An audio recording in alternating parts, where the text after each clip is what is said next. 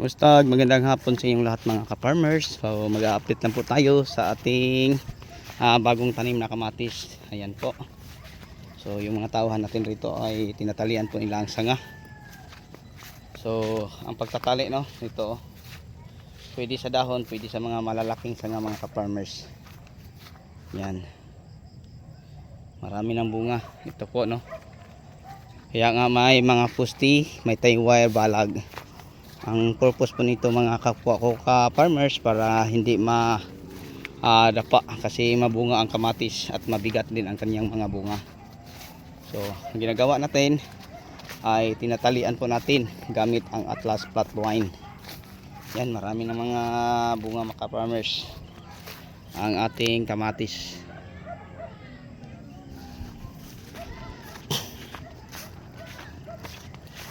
Yan may mga malalaki na po silang bunga sa ilalim nating makikita.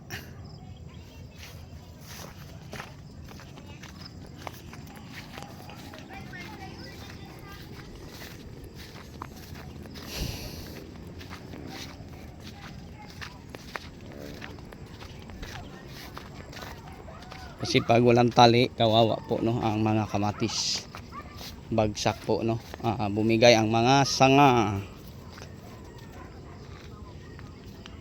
Kagaya nito yan, bumigay ang mga sanga.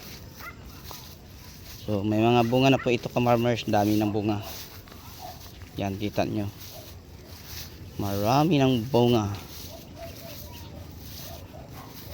Kaya nga tinatalian natin sa sanga.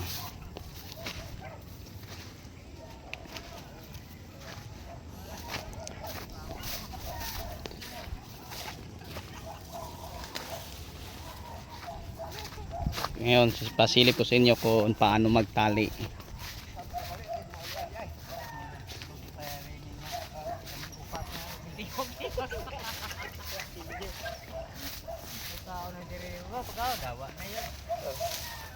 Kataman-taman po pangabuno.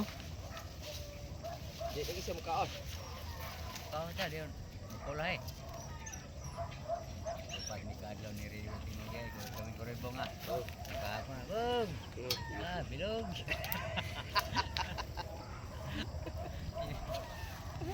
Ladugan bilog. Mahong. Yan. Eh man. Makamata ra sa mga mo. Tokong ra ba? Diya ra po sa pong. Diya ra pa ko. Bawang sa.